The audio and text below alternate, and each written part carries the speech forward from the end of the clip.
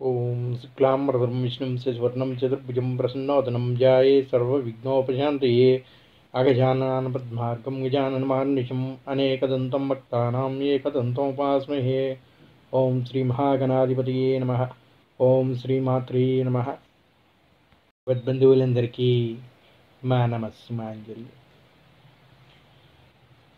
గణాలన్నిటికీ అధ్యక్షుడైన ఆ శ్రీ మహాగణాధిపతిని స్తుతిస్తూ గణపతికి నమస్కరిస్తే కానీ ఏ పూజ మొదలుపెట్టడం అంటారు. అటువంటి మూల గణపతి యొక్క సంకటహర చతుర్థి గురించి మనం ఈరోజు వివరించుకునే ప్రయత్నం చేద్దాం. విఘ్నాల్ని తొలగించే విఘ్నేశ్వరుని స్తుతించేందుకు పలు వ్రతాలు ఉన్నప్పటికీ సంకటాల్ని తీర్చే సంకటహర చతుర్థికి ప్రత్యేకత విశిష్టత ఉన్నది అని చెబుతూ ఉంటారు పండితులు. అలాంటి సంకటహర చతుర్థి రోజున వ్రతమాచరిస్తే సకల సంపదలు చేకూరుతాయంట.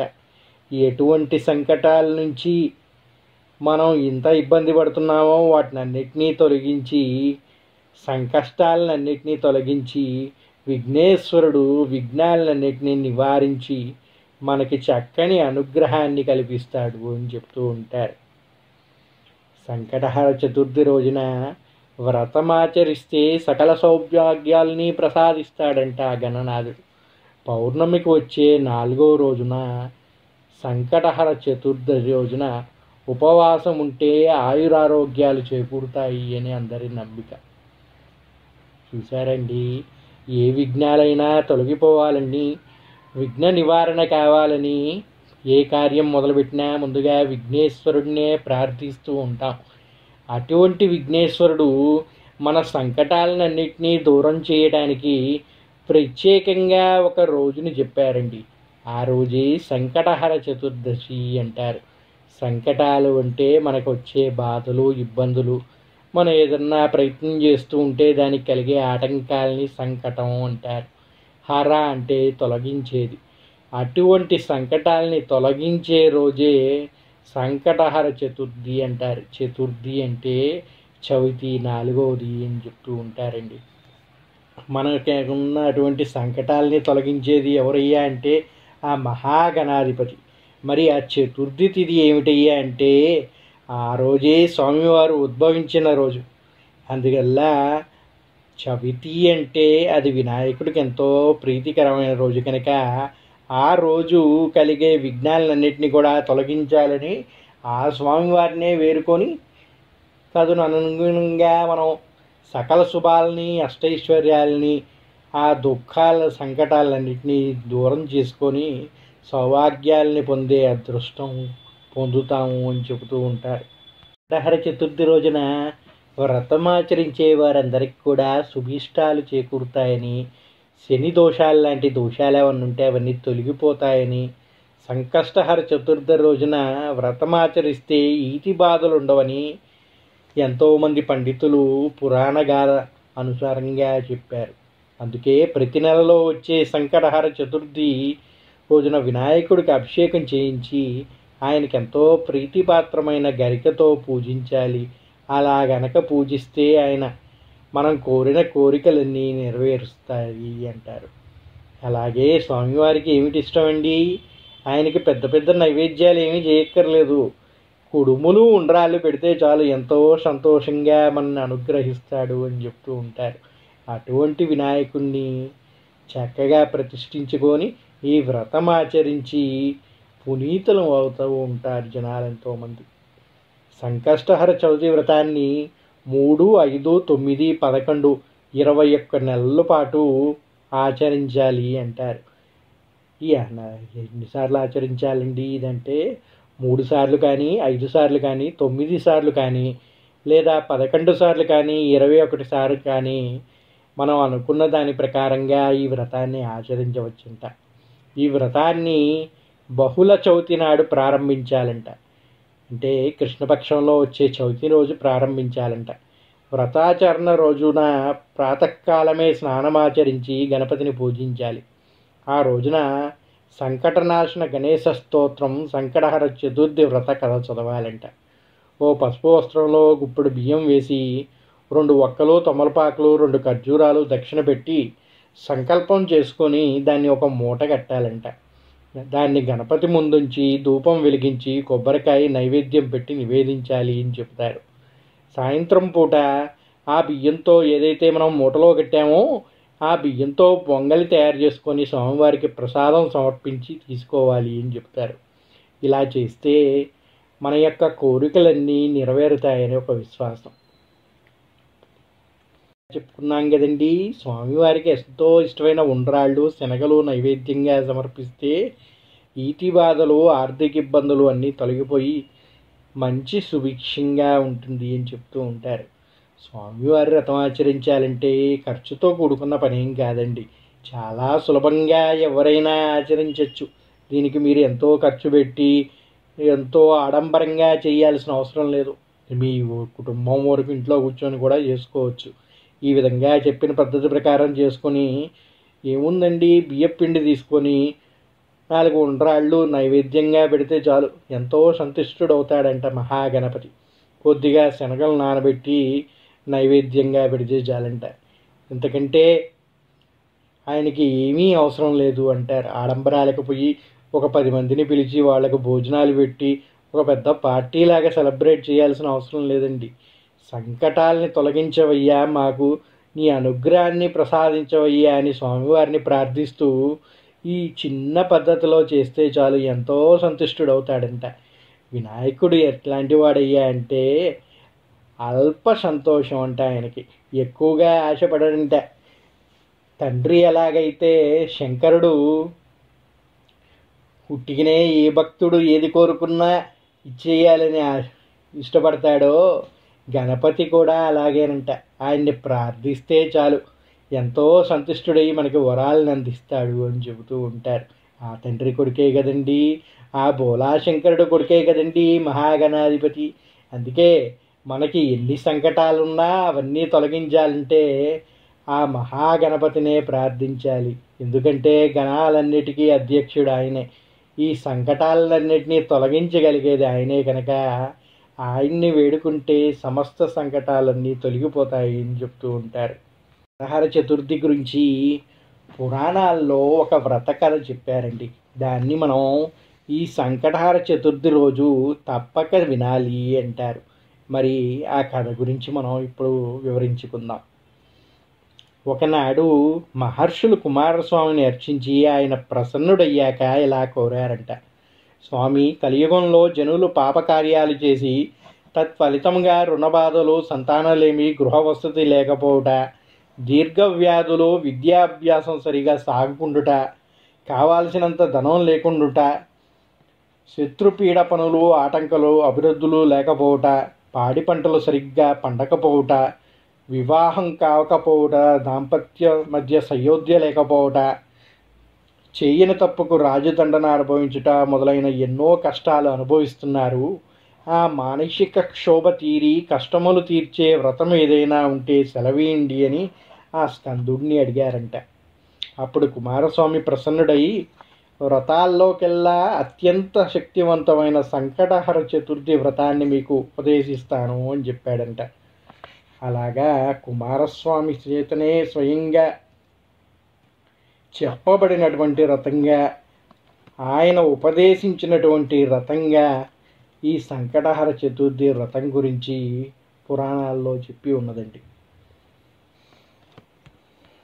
ఒకానొక కల్పంలో హిమవంతుని కుమార్తె అయిన పార్వతి శివుని పతిగా కోరి భక్తితో తపస్సు చేసి ఎంతకో ఫలితం అందక బాధపడుచు తన పూర్వపు అవతారాల్లో తన యందు జన్మించిన హేరంబ గణపతిని స్మరించినప్పుడు ఆ గణపతి ప్రసన్నుడై తల్లికి ఉపదేశించిన వ్రతం ఇది అని చెప్పాడంట.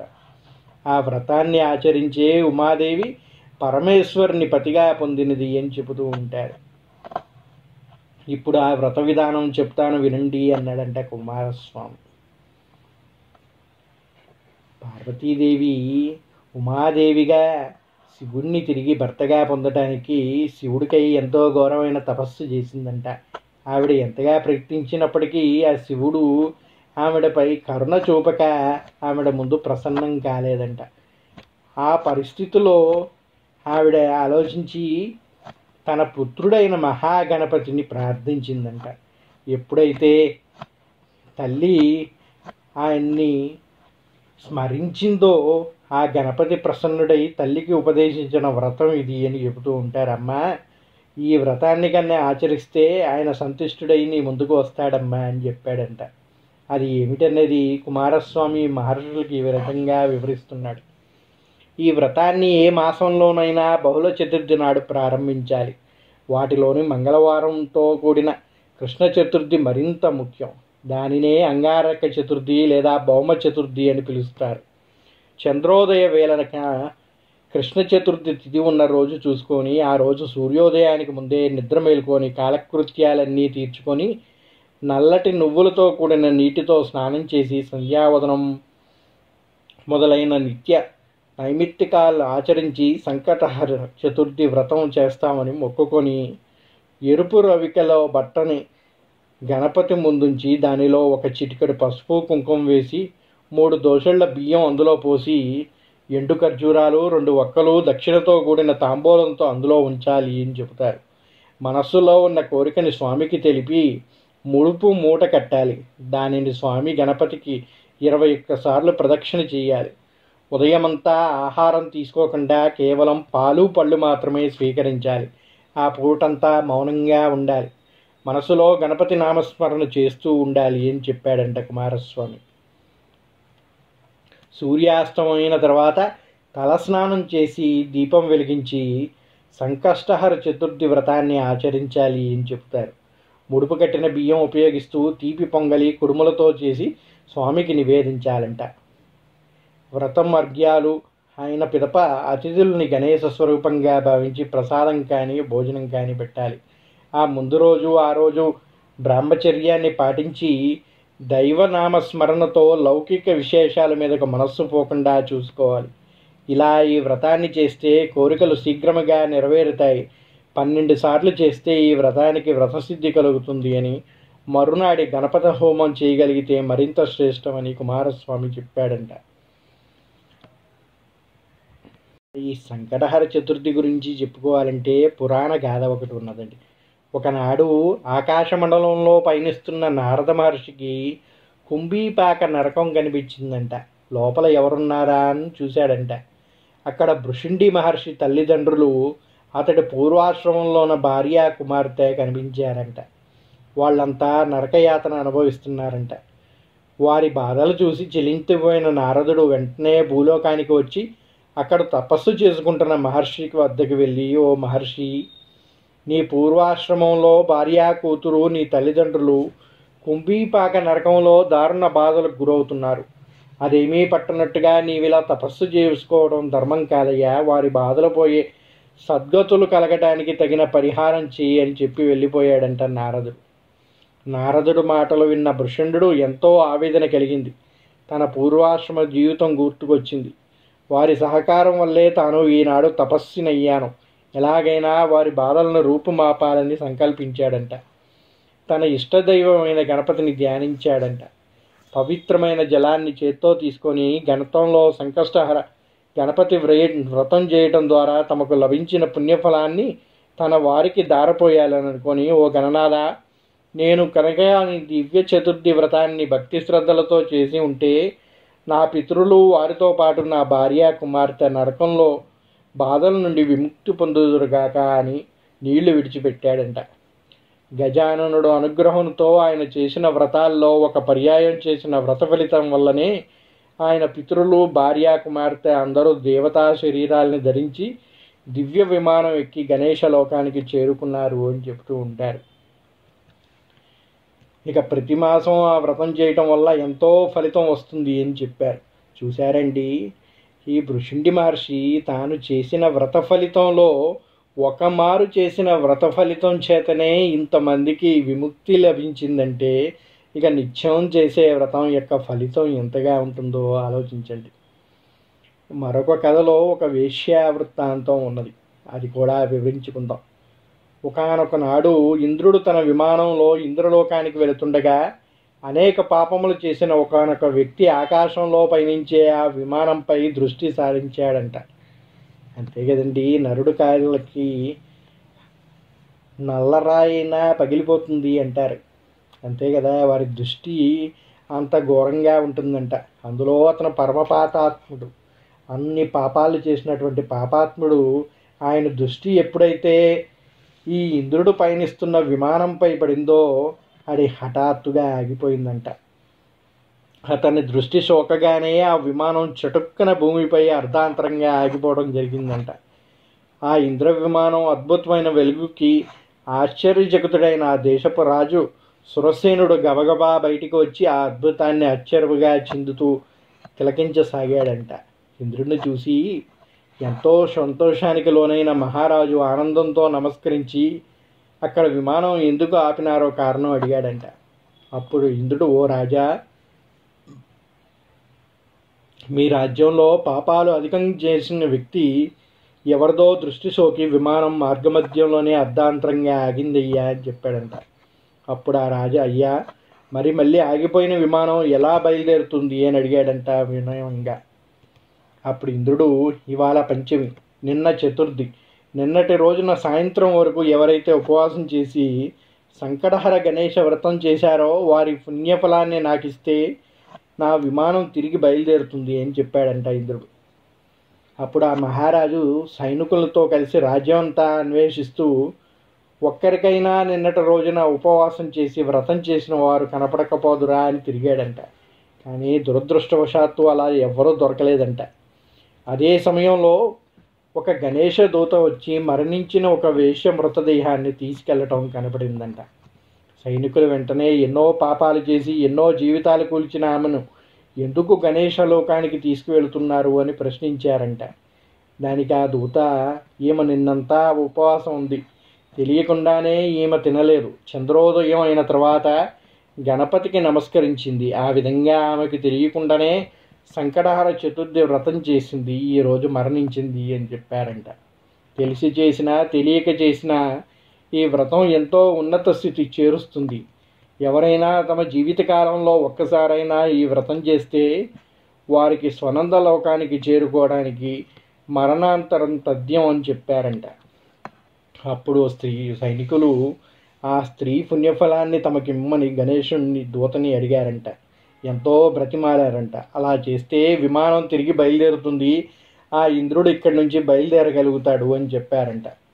కానీ ఆ దూతలు ఆమె పుణ్యఫలాన్ని వారు ఇవ్వటానికి అంగీకరించలేదంట. ఈలోపు ఆమె దేహం నుంచి వీచిన గాలి ఆ విమానం ఆగిపోయిన చోట వీయటం వల్ల ఇంద్రుడి విమానం ఎమ్మటే బయలుదేరిందంట. చూశారండి ఎంత శక్తివంతమైనదో. ఆమె చేసిన పుణ్యం ఆమె శరీరంపై నుంచి ఆమె ఆత్మని ఏదైతే ఈ దూతలు తీసుకెళ్తున్నారో అక్కడ నుంచి గాలి అనేది ఇంద్రుడి దగ్గర ఆగిపోయిన విమానం వైపు వీచిందంట. దానితోటే ఆ స్పర్శతోటే ఆ విమానం ప్రారంభమై తిరిగి పయనించడం మొదలుపెట్టిందంట. తెలియక చేసిన వ్రతం ఎంతటి ఫలితాన్ని ఇస్తుందో చెప్పే వృత్తాంతం ఇది. మరో కథ తీసుకుంటే కృతవీర్యుని కథ గురించి చెప్పారు. పూర్వం కృతవీర్యుడు అనే మహారాజు ఉండేవాడు. అతడు సకల సద్గుణ సంపన్నుడు, ధర్మాత్ముడు అయిన భార్య మహాపతివ్రత, సుగుణాధిపతి. ఆమె కూడా భర్తలాగనే సదాచారాలు మీరి ప్రీతి కలిగిన ఇల్లాలు. ఆమెకు కూడా సదాచారాలంటే ఎంతో ప్రీతి అంట. అటువంటి ఇల్లాలు. ఆ పుణ్య దంపతులకు ఎంతో కాలం గడిచినా సంతానం కలగలేదంట. పుత్ర సంతానం కోసం వారు చేయని వ్రతం లేదంట, దానం లేదంట. ఎన్నో యాగాలు చేశారంట. ఎన్ని పుణ్యతీర్థాలు సేవించినప్పటికీ ఫలితం లేకుండా పోయిందంట. ఎంతో నిరాశ పొందిన కృతవీరుడు ఒకనాడు తన మంత్రులకి రాజ్యభారాన్ని అప్పగించి భార్యతో కలిసి అరణ్యానికి వెళ్ళిపోయాడంట. అక్కడ కఠోర దీక్షతో తపస్సు చేయడం ప్రారంభించాడంట. ఇంద్రియ నిగ్రహంతో ఆహారాన్ని వదిలేసి కేవలం పైనుంచి రాలిన ఆకుల్నే భుజిస్తూ తన తపస్సును కొనసాగించాడంట. అలా ఎన్నో సంవత్సరాలు గడిచాయి. రాజు శరీరం చిక్కి శల్యం అయిపోయింది. ఒకనాడు ఆకాశ మార్గంలో సంచరిస్తున్న నారదుడు ఆ రాజు పరిస్థితిని చూసి జాలిపడి పితృలోకానికి వెళ్ళి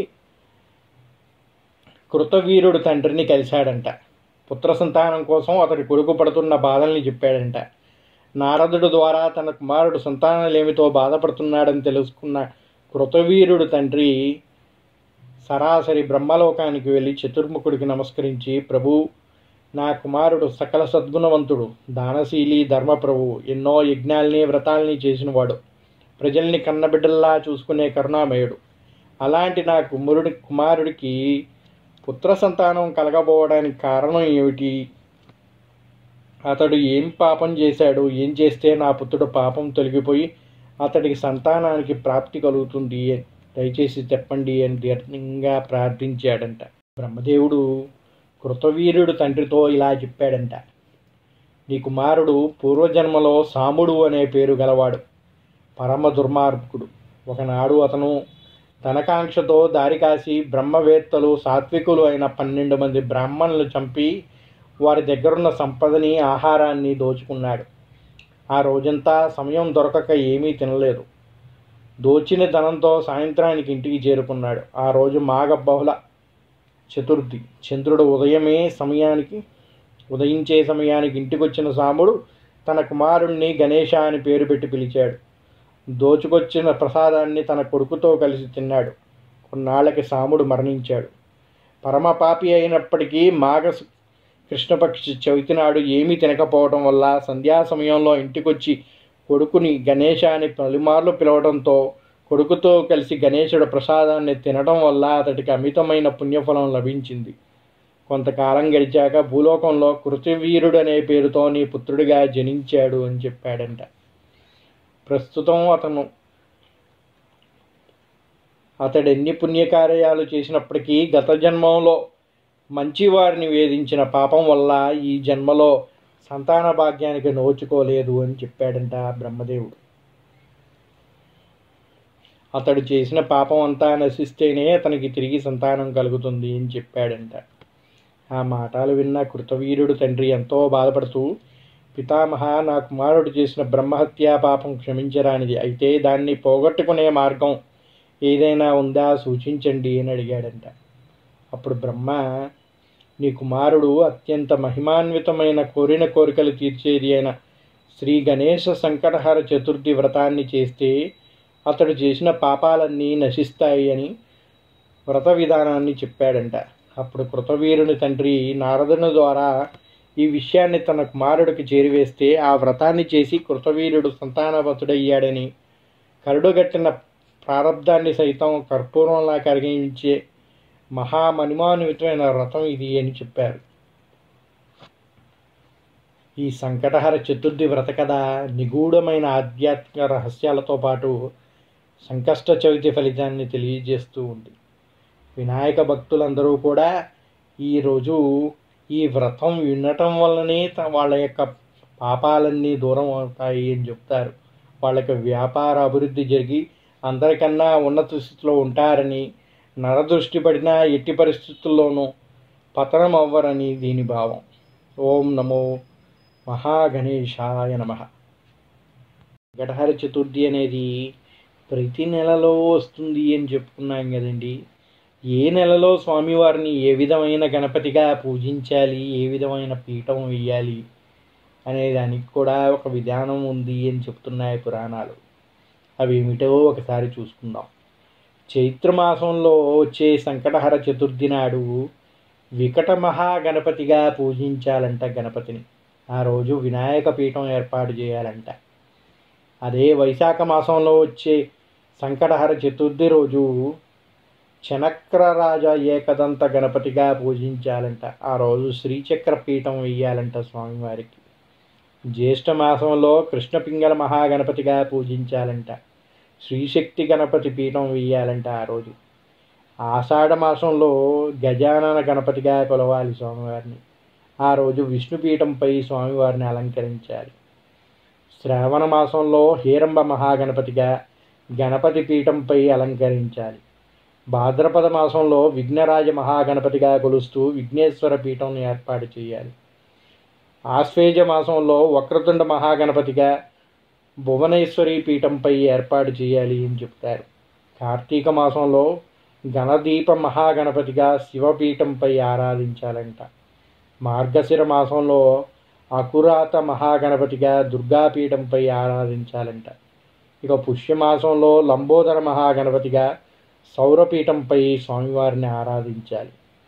మాఘమాసంలో ఇప్పుడు చేసుకోబోయే సంకటహర చతుర్థి రోజు స్వామివారిని ద్విజప్రియ మహాగణపతిగా కొలుస్తూ సామాన్య దేవపీఠంపై వారిని ఆసీనులను చేసి పూజ జరిపించుకోవాలి అని చెప్తుంది పురాణం.